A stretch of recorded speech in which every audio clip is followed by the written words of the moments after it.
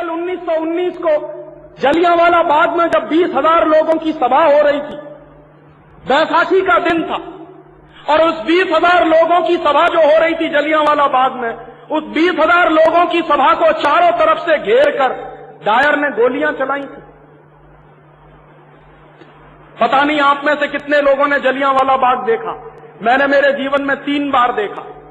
उस जलियांवाला बाग में अंदर घुसने के लिए छोटा सा गेट है 3.5 फुट का, बाकी चारों तरफ से बाउंड्री वॉल से घिरा हुआ है पूरा बाग।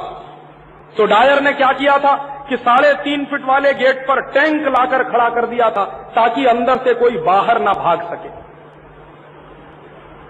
और डायर अंदर अपनी फौज लेकर पहुंचा और 20,000 हिंदुस्तानी क्रांतिकारी वहां जमा थे। किसी के पास हथियार नहीं था, किसी के पास बम नहीं था, पिस्तौल नहीं था, गोला बारूद नहीं था। ये अंग्रेज सरकार जानती थी और सब अहिंसक तरीके से वहां मीटिंग कर रहे थे। और उस अहिंसक तरीके से 20,000 लोगों की जो मीटिंग चल रही थी, डायर ने बिना चेतावनी दिए हुए उन 20,000 लोगों पर गोली चलाना शुरू कर दिया और 18 मिनट गोलियां चलती रही। 1-2 मिनट नहीं, 18 मिनट गोलियां चली। और 18 मिनट जो गोलियां चली, उनमें से 2,000 लोग तो सीधे मर गए, गोलियां खाकर शहीद हो गए, और हजारों लोग भगदड़ में मर गए। जलियांवाला बाग में एक कुआं है, उस कुएं में कूदने के लिए शहीदों को लगा कि जान बच जाएगी, इस कुएं में कूदो, तो सैकड़ों हजारों तो उस कुएं में कूदने के बाद मर गए। कुछ क्रांतिकारियों को लगा कि दीवार पर से कूदकर बाहर चले जाओ, शायद जान बच जाएगी, तो दीवार से बाहर कूदने में मर गए। और कुछ लोग भगदड़ में पैर के नीचे कुचलकर मर गए।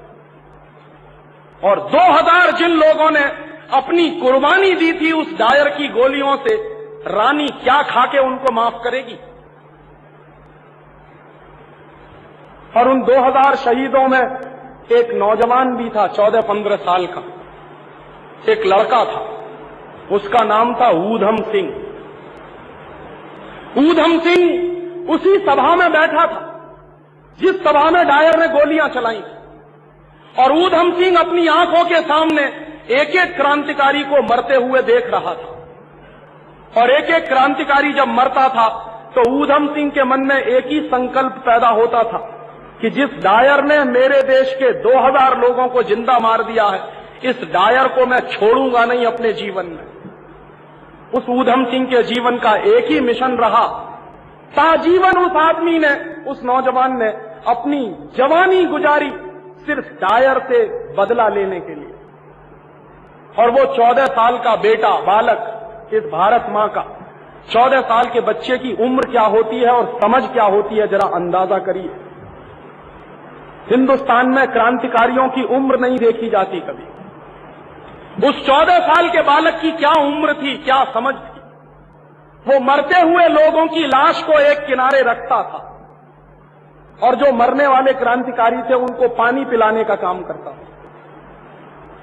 और जब गोलियां चलना बंद हो गई तो उन सारी मरी हुई लाशों को अंदर जलियांवाला बाग से बाहर लाने के काम में ऊधम सिंह और ऊधम सिंह जैसे तमाम नौजवान थे जो जुटे हुए। और ऊधम सिंह ने उसी दिन संकल्प कर लिया था कि मैं इस डायर को जिंदा नहीं छोड़ूंगा जिसने मेरे देश के 2,000 लोगों को मार दिया है गोलियों से।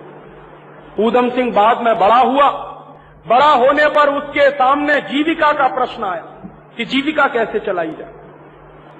तो नौजवान के मन में जीविका चलाने के प्रति एक ही उद्देश्य था कि मुझे जिंदा रहना है डायर के मरने तक, और कोई उद्देश्य नहीं है जीवन का। और वो लड़का बढ़ईगिरी के काम में लगा, कारपेंटर हो गया, लोहारी का काम किया, बढ़ईगिरी का काम किया। उसके बाद जीवन में कुछ पैसा बनाया उसने और पैसा बनाकर लंदन गया। क्यों गया? क्योंकि डायर ने जब यहां हत्याकांड कर दिया था तो डायर का तबादला कर दिया गया था और उसको लंदन भेज दिया था अंग्रेजों की सरकार। तो डायर की तलाश में ऊधम सिंह लंदन तक पहुंचा और लंदन पहुंचने के बाद फिर पैसे खत्म हो गए तो उसने लंदन के एक होटल में बैरे की नौकरी की।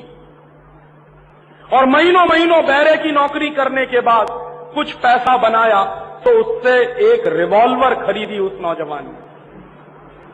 और वो रिवॉल्वर लेकर सारा दिन उसके जीवन का एक ही उद्देश्य रहता था कि डायर को ढूंढना है, लंदन में कहां रहता है। एक बार डायर का पता चल गया उसको और उसके पास भरी हुई पिस्तौल थी। डायर सामने से आ रहा था।